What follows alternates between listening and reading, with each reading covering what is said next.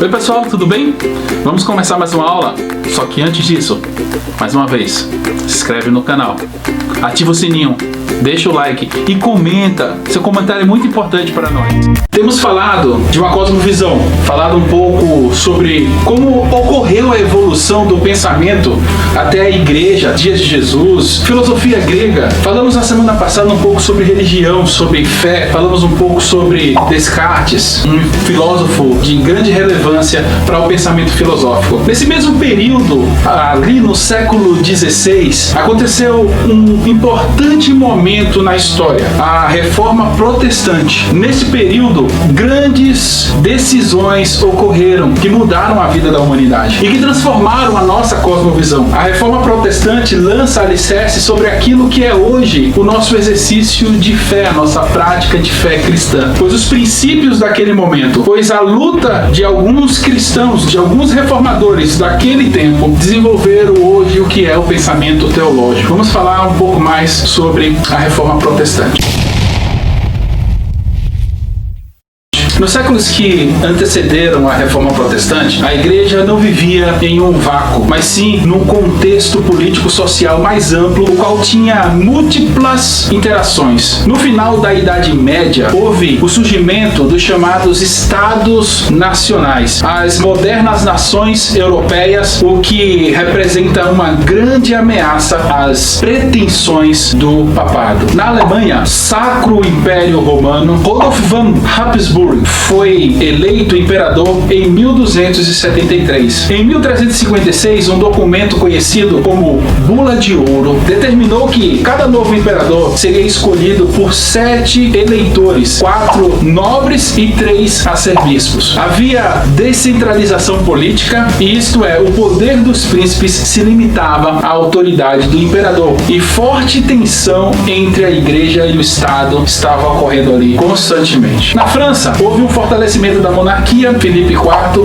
o Belo, 1285 a 1314. Esse rei enfrentou com êxito o poder da igreja, foi contra o poder do Papa. Já na Inglaterra, o parlamento se reúne pela primeira vez em 1295. Esse país teve um grande rei, uma pessoa que se destacou, Eduardo I, em 1307, que subjugou os nobres e enfrentou com êxito o Papa na questão dos impostos, unificando a Inglaterra, que era muito dividida. O declínio do papado acontece a partir do pontificado de Bonifácio VIII, 1294 a 1303. Um papa que era tido como arrogante, ambicioso, entrou em confronto direto com Filipe IV da França acerca dos impostos e da autoridade. É claro que Bonifácio publicou algumas bulas para tentar desfazer o poder de Filipe IV. Em uma dessas bulas famosas, ele dizia ou reclamava que os leigos sempre foram hostis contra o clero. Então, ele defendia o estado de autoridade e sobreposição do clero aos demais, ao popular. A igreja se afastava cada vez mais das pessoas. A igreja católica se tornou cada vez mais snob, vivendo-se para o próprio clero dentro das confrarias, esquecendo-se daqueles que padeciam. Bonifácio foi escrevendo outras bulas papais para, de certa forma, atacar o rei, e ele escreve uma bula denominada Escuta, Filho, mandando recados diretamente para Filipe IV. E também um outro que é o Canto do Cisne. Irritado com isso, ele toma uma atitude e ele vai contra o Papa, ele prende o Papa. Irritado com essas situações, Filipe enviou suas tropas e o Papa foi preso e faleceu um mês depois de ser liberado. Seguiu-se um período crescente de desmoralização do papado. Clemente IV, de 1305 a 1314, um papa francês transferiu a cúria, ou seja, a administração da igreja, para a região de Avignon, ao sul da França, no qual ficou conhecido como o cativeiro babilônico da igreja católica, 1309 a 1377. Em toda parte crescente, as críticas iam chegando, as extravagâncias, o luxo da corte papal ficava em evidência, e isso tornava-se uma crítica contundente, repetida contra a igreja. João Paulo 22, 1316 a 1334, mostrou-se eficiente na cobrança de taxas e dízimos. Para cobrir essas despesas, finalmente ocorreu o chamado Grande Cisma. Houve, neste período, 3 papas rivais: Roma, Avião e Pisa, 1378 a 1417. Diante dessa situação constrangedora, surgiu em toda a Europa um clamor por reformas na cabeça e nos membros da igreja. O povo clamava mudanças, porque havia um declínio espiritual claramente ocorrendo no seio da Igreja Católica. Houve um movimento conciliar. Durante o Grande Cisma, cada papa considerou-se o único e legítimo e excomungando o rival. Um excomungava o outro. Então, assim, houve uma necessidade de haver um concílio. Eles foram caçados, sendo considerados hereges, e então foram oficialmente inquiridos em 1233. Outro movimento que foi liderado por Pedro Valdo, ou Valdez, em 1205 de Leão, cujos seguidores ficaram conhecidos como Homens Pobres de Leão. Consistia em alguns poucos fragmentos que esses cidadãos tinham da Bíblia, eram decorados. E eles saíam pregando essas mensagens de textos isolados que eles tinham decorados. Ora, sabemos que pouquíssimas pessoas eram alfabetizadas naquele tempo.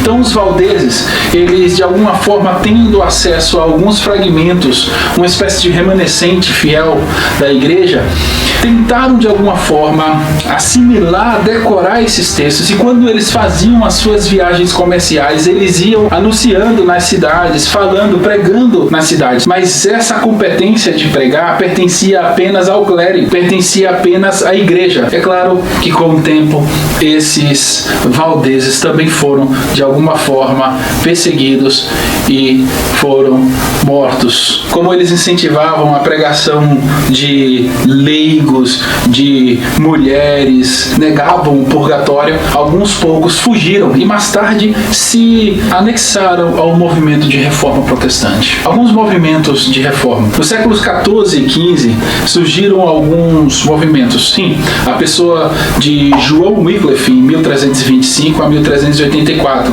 um sacerdote, professor de uma universidade, a Universidade de Oxford, na Inglaterra. Wycliffe atacou as irregularidades do clero e a superstição das relíquias e a peregrinação, veneração dos santos, bem como a transubstanciação e o purgatório, algumas das ideias centrais da teologia católica romana. Ele também foi contra as indulgências e também contra o celibato clerical. Ele tinha a Bíblia como única regra de fé e prática e não aceitava a autoridade papal. João Hus também foi um outro pré-reformador. Em 1372 a 1415, um sacerdote professor da Universidade de Praga, na Boêmia, foi influenciado pelos escritos de Wycliffe. Defendia a igreja por uma vida semelhante à de Cristo e não pelos sacramentos.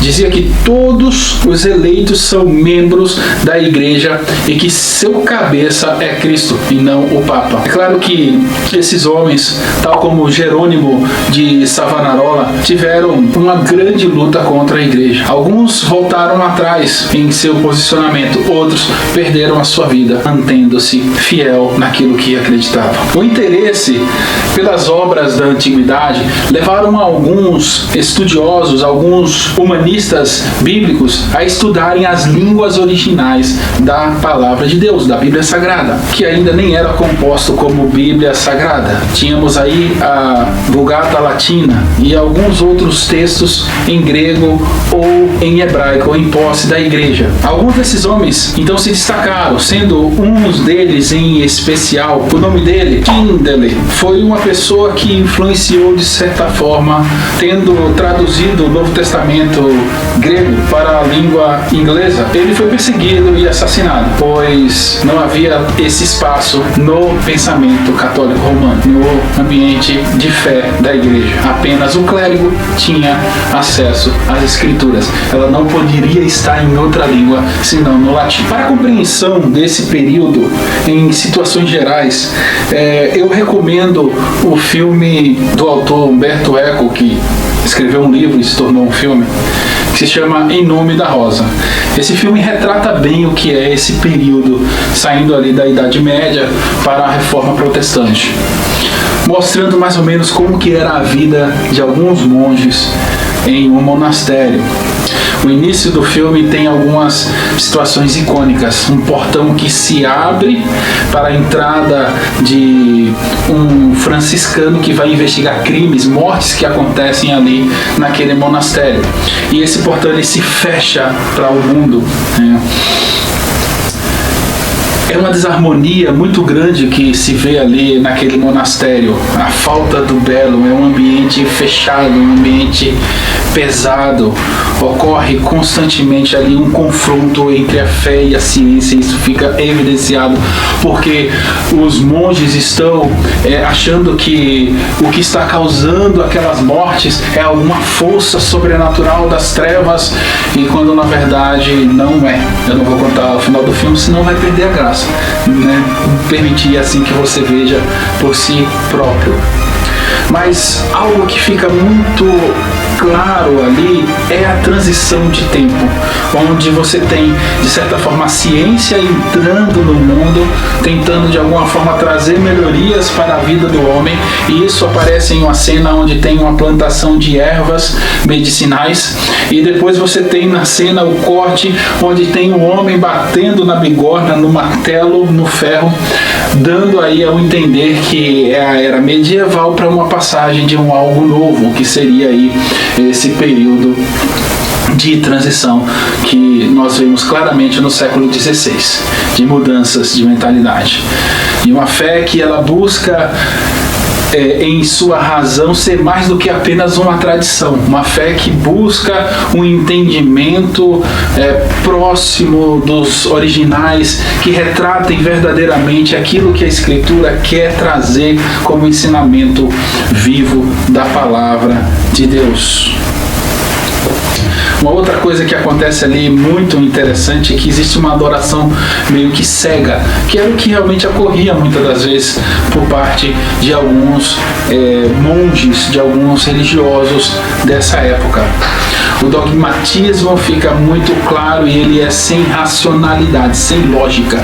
É simplesmente pelo rito que as pessoas adoram ali, não por uma preocupação de ir para as Escrituras e julgar se a sua adoração, se a sua devoção está sendo adequada, se está sendo direcionada corretamente. A abadia, o lugar é cheio de labirintos, espaços que não levam muitas das vezes a um lugar claro, mostrando assim essa obscuridade, espaços de julgamento, são labirintos que traz uma analogia de não haver respostas. Uma das personagens principais ali é um monge franciscano chamado William de Baskerville, e ele é inspirado talvez aí na figura de Guilherme de Ockham. Por quê?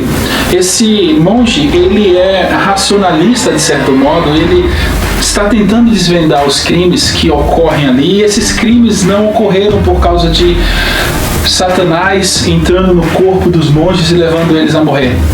Esses crimes acontecem porque alguém está proporcionando a morte, e ele se assemelha ou ele se inspira, o autor, na figura de Guilherme de Ockham, porque Guilherme de Ockham foi um monge franciscano que, na sua premissa principal, ele tinha uma tese que se chamava A Navalha de Ockham, de Guilherme de Ockham. Essa concepção de navalha de Guilherme de Ockham, ou esse dizer, nada mais é do que a definição dessas palavras, a explicação mais simples que se consiga cobrir todas as evidências é a mais provável.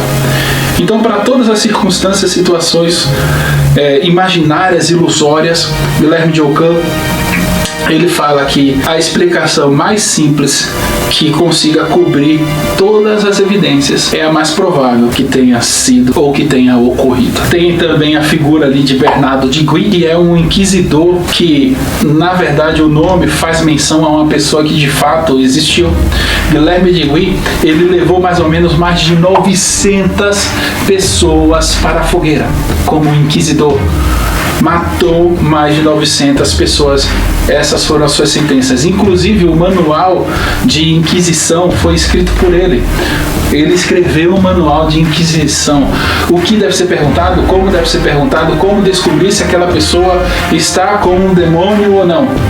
É esse ambiente. Esse filme mais ou menos retrata a esfera espiritual que é a saída da Idade Média para o século XVI, onde então ocorrem todas essas complicações no seio da igreja, e ali homens estão se levantando, homens piedosos que leem a palavra, que se preocupam com a verdade bíblica, e eles estão de alguma forma tentando propor uma mudança, tentando propor uma melhoria. O final então da Idade Média foi marcado por muitas convulsões políticas, sociais e religiosas. Entre os políticos destacou-se a Guerra dos 100 Anos, 1337 a 1453, entre a Inglaterra e a França, na qual tornou-se famosa aí a figura da heroína Joana d'Arc.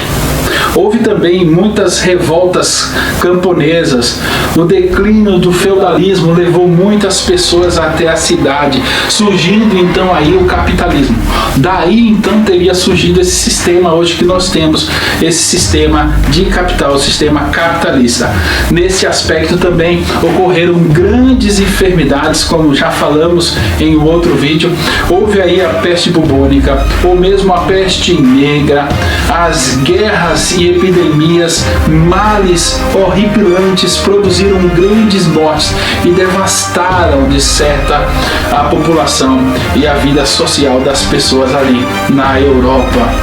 O sistema dominante era de insegurança, de ansiedade, melancolia e pessimismo. É por isso que nesse tempo existe aquela ilustração da dança da morte. Gravuras que se viam em toda parte com esqueletos dançando. Na área religiosa houve a erosão do ideal da cristandade, ou Corpus Christium, a sociedade coesa sobre a liderança da igreja e dos papas. A religião era meritória, com missas pelos mortos e purgatório, invocação dos santos e adoração a Maria. Ao mesmo tempo, havia grande ressentimento contra a igreja por causa dos abusos praticados, dos desvios de seus propósitos. Os chamados papas do Renascimento foram mais estadistas, promotores da arte, bancavam e esbanjavam dinheiro muito mais do que preocupavam-se com o seu rebanho. Uma das coisas que foi marcante durante esse período em que eles eram patronos de cultura foi que um declínio tomou conta da igreja e muitas lutas políticas passaram a acontecer. Houve também uma grande famigeração espiritual, gastos com novos impostos eclesiásticos, como o Papa Alexandre VI, que o espanhol Rodrigo Borjas foi generoso promotor das artes e da carreira dos filhos César e Lucrécia e Júlio II. O Papa contemporâneo de Lutero teria dito quando foi eleito: agora que Deus nos deu o papado, vamos desfrutá-lo. Isso remete bem qual era o pensamento que tinham esses líderes da Igreja Católica durante esse período. Por isso, a Igreja, de fato, se afastou muito do que é o Evangelho genuíno, e muitos desses homens surgiram inquietos com a vida que a Igreja estava levando. Alguns elementos, então, que caracterizavam a sociedade europeia às vésperas da Reforma é que havia muita violência, baixa expectativa de vida, um profundo contraste socioeconômico e um crescente sentimento nacionalista começou a surgir no coração das pessoas. Havia também muita insatisfação, tanto dos governantes como do povo, com relação à igreja, principalmente o alto clero e a Roma, conhecida Roma. Na área espiritual havia uma insegurança, uma ansiedade acerca da salvação, em virtude de uma religiosidade baseada também na chamada de religiosidade contábil, ou matemática da salvação. Débitos era igual a pecado, pecados era igual a créditos, créditos era igual a boas obras. A simonia surge como um elemento de grande interesse para a igreja. Eram vendas de cargos clericais, assim também como as indulgências, que eram elementos pelo qual as pessoas recebiam o perdão. O perdão não era mais adquirido com uma oração ou o indivíduo indo até Cristo. Roma e a Igreja Católica havia então instituído a confissão auricular, onde a pessoa ia até o ouvido do sacerdote e ali confessava os seus pecados. De algum modo ele pagava os seus pecados com ofertas, com pagamentos de indulgências ou mesmo com sacrifícios. Foi bastante inusitado o episódio mais imediato que desencadeou o protesto de Lutero.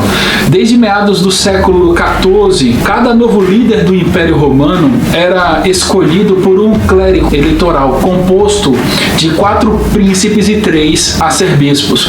Em 1517, quando houve a eleição de um novo imperador, um dos 3 arcebispos eleitorais, o de Mais, estava vago. Essa vaga, então, foi disputada pelas famílias. Uma das famílias nobres participantes deste processo, os Hohenzollern, resolveu tomar para si este cargo. Assim, eles poderiam ter mais do que um voto no colégio clerical eleitoral. Um jovem da família, chamado Alberto, então foi escolhido, foi designado por eles para exercer esse novo cargo de arcebispo. Mas havia 2 problemas. O primeiro deles, ele era leigo e não tinha a idade mínima também, o segundo, para exercer o cargo pela lei canônica. Não podia exercer o ofício. O primeiro deles foi prontamente sanado, com a sua rápida ordenação ao sacerdote. Prontamente Alberto se tornou sacerdote, mas havia um outro problema. Eles precisavam da bênção do Papa, precisavam da autorização papal para que ele fosse empossado no cargo de arcebispo. E isso só o Papa poderia permitir. Quanto ao entendimento da idade, era necessária então essa autorização do Papa, que levou a um negócio vantajoso para ambas as partes.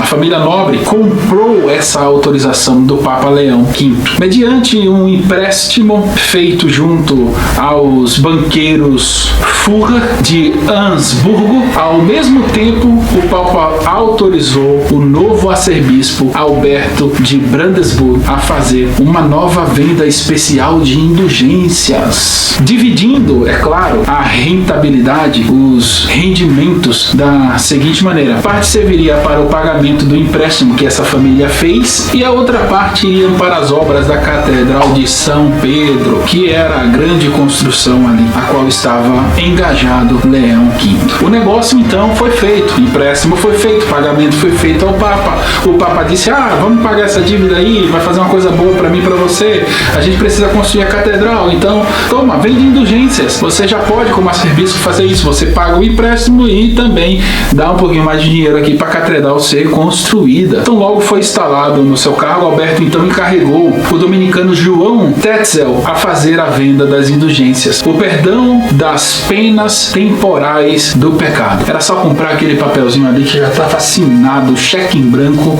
com o perdão. É claro que os grandes pecadores que estavam presos numa ignorância espiritual, ao olharem e perceberem isso, disseram: oba, que bom, vamos lá. Quando Tetzel se aproximou de Wittenberg, Lutero resolveu pronunciar-se sobre o assunto. E aí a treta começou, o fight começou. Lutero não ficou calado e denunciou este crime, denunciou esta corrupção. Vamos falar agora sobre esse monge chamado Martinho Lutero. Martinho Lutero. E ele destruiu a tirania da Igreja Católica.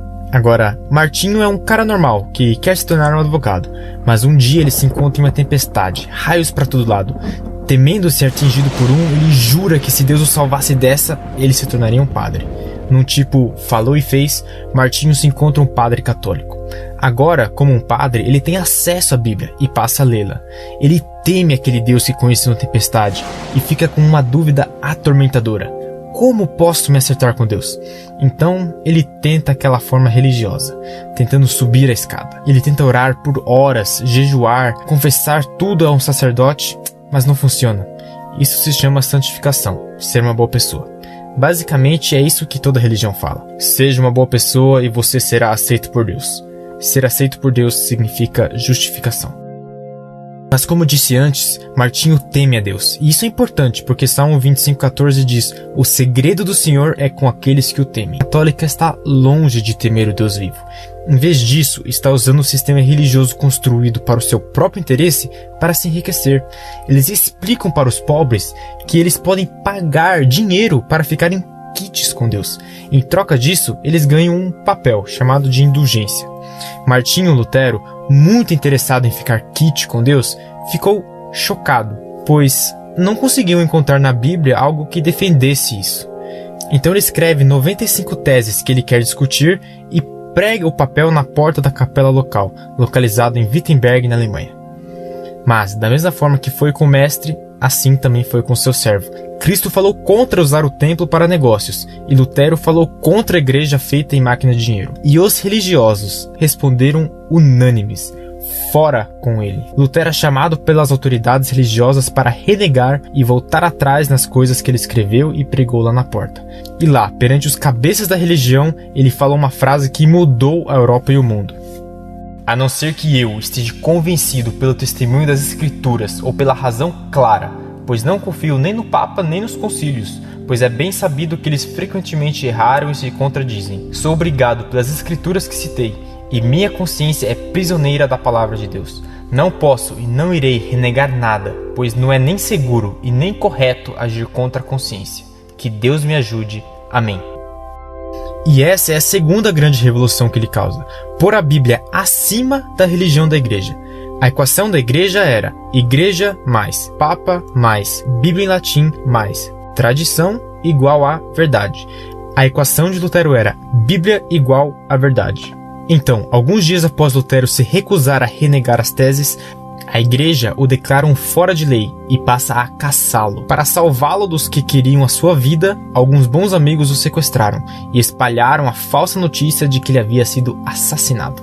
Então ele passa as próximas 11 semanas escondido traduzindo o Novo Testamento para o alemão coloquial. E isso muda o jogo. Agora milhares de pessoas podiam ler o que Deus tinha a dizer, e o caminho para o céu estava novamente aberto e sem obstáculos.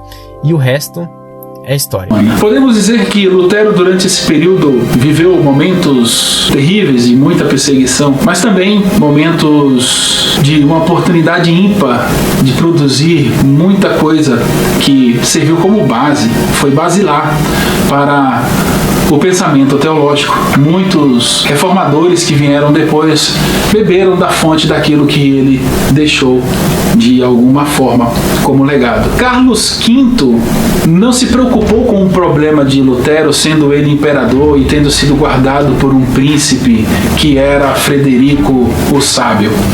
Ele não se preocupou porque ele estava com uma outra preocupação. Havia uma grande crescente de guerra, onde possivelmente o Império Turco-Otomano poderia invadir as suas terras. Então ele estava se preocupando com a guerra. Os anos foram passando, Lutero foi deixado de lado, o caso Lutero, a igreja pressionando. É claro que isso deu tempo para que as ideias de Lutero fossem disseminadas em toda a Alemanha e fugindo assim até para outras extremidades da Europa, influenciando pensamentos e pensadores, fazendo com que fervilhassem esse momento de reforma, onde de fato foi proposto uma nova cosmovisão, uma nova perspectiva de olhar para a Bíblia e interpretar a Bíblia a partir da própria Bíblia e não a partir da autoridade clerical da Igreja Católica, que se colocava muitas das vezes acima como autoridade superior à palavra de Deus, a Bíblia, como até hoje fazem isso e incidem nesse erro, achando que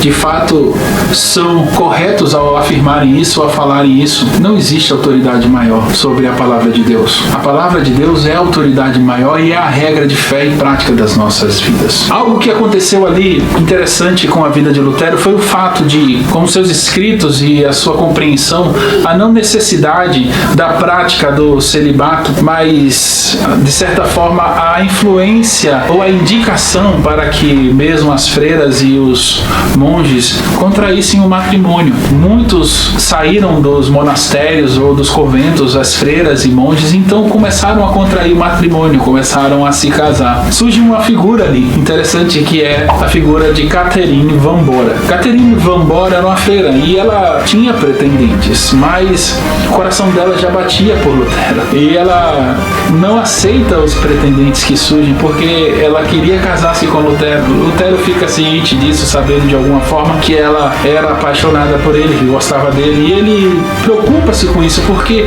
ele tinha a Igreja Católica em sua perseguição constante, a sua vida estava em ameaça, então ele não poderia contrair matrimônio e não desejava isso, mas ele se rende, de certa forma, talvez aos afetos, e se casa. Ele tem 6 filhos, são 3 meninas e 3 meninos. Lutero, ele passa o restante de sua vida com a sua família. Ele produz muitos livros, ele publicou cerca de 400 obras durante a sua vida. O monge morreu de derrame cerebral no dia 18 de fevereiro de 1546. Seu corpo foi sepultado na igreja do castelo de Wittenberg, onde cerca de 30 anos antes ele apregoou as suas 95 teses. De tempos em tempos, Deus levanta homens impressionantes para levar à frente a sua obra. Deus tem levantado a sua igreja. Deus tem levantado o seu povo para levar à frente a sua obra. Em tempos tão complicados como este que vivemos, em períodos de pandemia, de miséria, de dor, Lutero se ofereceu durante esse período das doenças que atacaram ali a Europa, para servir de consolo, para cuidar dos feridos, para cuidar dos doentes, para pastorear as suas ovelhas. Como igreja do Senhor, somos convidados, somos chamados a termos fé, a orarmos, a consolarmos aqueles que perdem seus familiares. Precisamos ser ousados como Lutero. Lutero acreditava que aquele que prega o Evangelho deve ter disposição e coragem para morrer por ele. Paulo diz que o viver é Cristo e o morrer é lucro. Talvez o grande desafio da nossa vida não seja mesmo a morte, que a morte será o lucro para nós cristãos. Mas o grande desafio da nossa vida talvez seja o viver para Cristo, porque isso demanda dedicação. O viver para Cristo demanda buscar esse Cristo. O viver para Cristo demanda renunciar a si mesmo e tomar cada dia a sua cruz. Viver para Cristo demanda nos esmerarmos em amor ao próximo, em renunciar à nossa vontade, em abrir mão muitas das vezes da nossa egolatria, do nosso ego. O viver para Cristo é mais desafiador, porque requer de nós viver como Ele viveu, amar como Ele amou. Vamos viver para Cristo, irmãos. Vamos praticar uma fé reformada, que está constantemente revendo os seus princípios, os seus valores, fundamentados na palavra de Deus. Vamos meditar na palavra de Deus. Hebreus, capítulo 11. A fé é a certeza de que vamos receber as coisas que esperamos e a prova de que existem coisas que não podemos ver. Foi pela fé que as pessoas do passado conseguiram a aprovação de Deus. É pela fé que entendemos que o universo foi criado pela palavra de Deus e que aquilo que pode ser visto foi feito daquilo que não se vê. Foi pela fé que Abel ofereceu a Deus um sacrifício melhor do que o de Caim. Pela fé, ele conseguiu a aprovação de Deus como homem correto, tendo o próprio Deus aprovado as suas ofertas. Por meio da sua fé, Abel, mesmo depois de morto, ainda fala. Foi pela fé que Enoque escapou da morte. Ele foi levado para Deus e ninguém o encontrou, porque Deus mesmo o havia levado. As Escrituras Sagradas dizem que antes disso ele já havia agradado a Deus.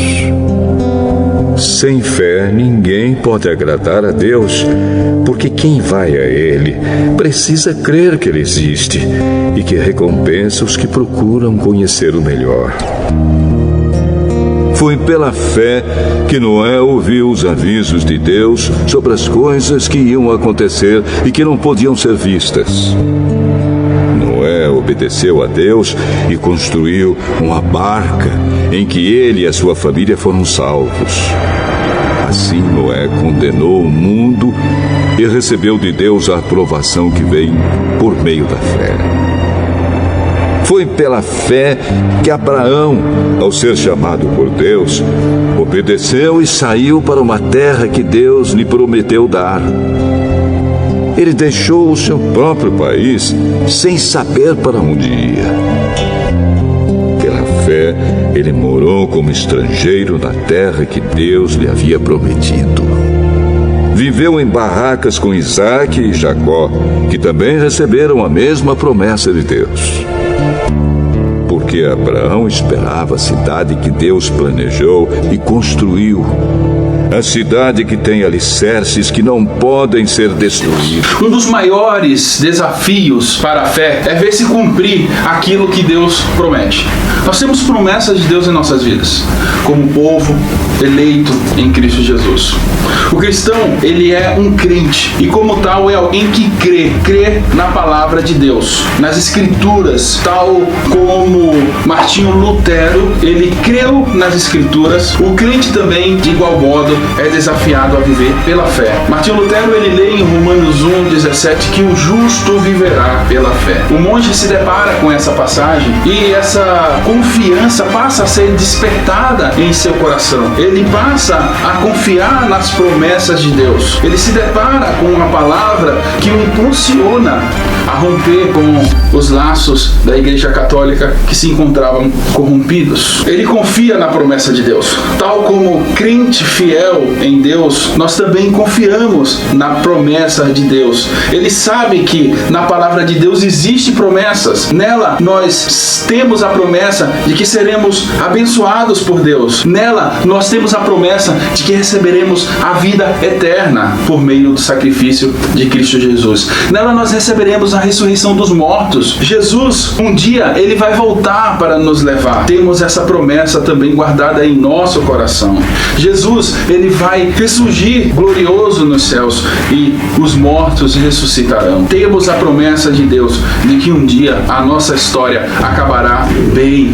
O nosso final será triunfante com o Senhor. Temos a promessa de que viveremos em uma nova morada. Temos a promessa de novos céus e nova terra. O crente é alguém que vive as expectativas dessa promessa, que aguarda no Senhor o cumprimento dessas bênçãos, dessas dádivas de Deus. É possível que a demora muitas das vezes façam alguns desanimarem. Será que existe um Deus? Será que Ele se lembra de mim? Será que a Bíblia está correta? Será que as promessas da Bíblia estão corretas? Eu olho para este mundo, eu vejo a desordem, eu vejo o caos, eu olho para este mundo e vejo um vírus, um ser visto apenas por microscópios, um ser em dimensões celulares, fazendo com que todo mundo se torne desesperado e sem esperança. Eu olho para tudo isso, de algum modo posso me perguntar: será que eu posso confiar nas promessas de Deus? A resposta, meus irmãos, para essa pergunta é sim, nós podemos e devemos confiar. A Bíblia é totalmente confiável, ela não muda. Entra ano, sai ano, parece que as coisas não mudam. As forças que desejam te dissuadir de continuar acreditando são maiores do que aquela que te leva, muitas das vezes, a fortalecer a fé. As circunstâncias que te cercam, o mundo ao seu redor, pode muitas das vezes te levar a dissuadir-te de tua fé ou dos teus princípios, daquilo que você acredita. Muitos são levados, nos momentos de desesperança, a não crerem, a abandonar a fé. Imagine se Martinho Lutero tivesse feito isso. Se por conta das pressões ele tivesse cedido, talvez hoje não conheceríamos este monge, nem saberíamos que a reforma ocorreu por por parte também da sua atitude de fé. De certo, Deus levantaria outros Martins Luteros. Outros nomes surgiriam como reformadores que ajudaram o mundo a olhar a Bíblia por um novo prisma, por uma nova cosmovisão, uma cosmovisão onde a própria Bíblia interpreta a Bíblia, mostrando-nos o caminho para chegar até Deus. Agora, acrescente à sua vida o fato de parecer que todas as coisas estão dando errado. Além das promessas não se cumprirem, você perde o emprego. Catástrofes começam a vir sobre a sua vida. Você perde familiares, as coisas parecem que dão tudo errado, a sua liberdade, tudo que você tem parece que está escorrendo pelas palmas de suas mãos. Você fica enfermo, com dificuldades financeiras, as pessoas parecem não compreender o que você fala, interpretam errado o que você está querendo dizer. As pessoas parecem viver em um mundo onde parece que tudo está desgovernado. Essa é a sensação de que tem alguns de olharem para as circunstâncias e dizerem: onde estão as promessas de Deus? E talvez seja isso que esteja passando em seu coração. E calma, você não é a pessoa mais desprezível do mundo por pensar isso. É possível que muitas das vezes passemos por crises circunstanciais em nossa fé. O próprio Martinho Lutero, ele, quando foi questionado quanto a voltar atrás nos seus escritos, ele pede um momento para orar, porque ele sabe o caminho certo para tomar essa decisão. Ele precisa buscar em Deus essa resposta, e é o que nós muitas das vezes não recordamos fazer. Desesperamos prontamente por conta da circunstância e não paramos para orar, não buscamos a resposta de Deus. Lutero disse: não afirmamos nada novo, mas repetimos as afirmações de coisas antigas que os apóstolos e todos os mestres zelosos ensinaram antes de nós. Lutero, ele corre para Cristo. Ele sabe que precisa se alimentar da palavra, de oração, para que a sua fé seja novamente revigorada, a ponto de ele dizer: se vocês não me contradizerem, se vocês não me mostrarem pela palavra que tudo que eu falo está errado, eu não tenho como voltar atrás. Essa carta aos Hebreus que nós acabamos de ler, ela foi escrita para uma igreja que estava passando por momentos como estes, de perseguição e de desesperança. Grupos de judeus não convertidos perseguiam os seus patrícios, e aqueles crentes judeus que se converteram, que aceitaram Cristo e logo aceitaram as promessas de Deus, passaram então a se perguntar: mas por que a minha vida está dessa forma? Por que a nossa vida está dessa maneira? Por que estamos passando por essa perseguição, por esse sofrimento tão grande? Onde está o cumprimento das promessas que me ensinou Paulo, ou que me ensinou qualquer um outro dos apóstolos ou discípulos? Não era para minha vida estar tranquila e em paz? Deus não deveria então ter melhorado a minha vida? Imagine se Lutero tivesse feito essa mesma pergunta. Se ele não fosse alguém compreendedor e cheio da palavra, e tivesse questionado as perseguições que ele sofreu, o perigo de morte que ele sofreu. De certo, existe um caminho para nós superarmos as nossas dúvidas, e este caminho é a própria palavra de Deus, é se alimentar da palavra de Deus. Quando nós nos alimentamos da palavra de Deus, Deus não demora. Nós passamos a entender que o tempo dele é o tempo certo, que ele é um Deus atemporal, que está fora do tempo, mas ele age no tempo porque o homem se limita no tempo para fazer valer a vontade dele. Um dia para Deus é como mil é como um. Ele não está limitado a essas condições. Por isso Deus não se atrasa em cumprir as suas promessas nas nossas vidas para a igreja.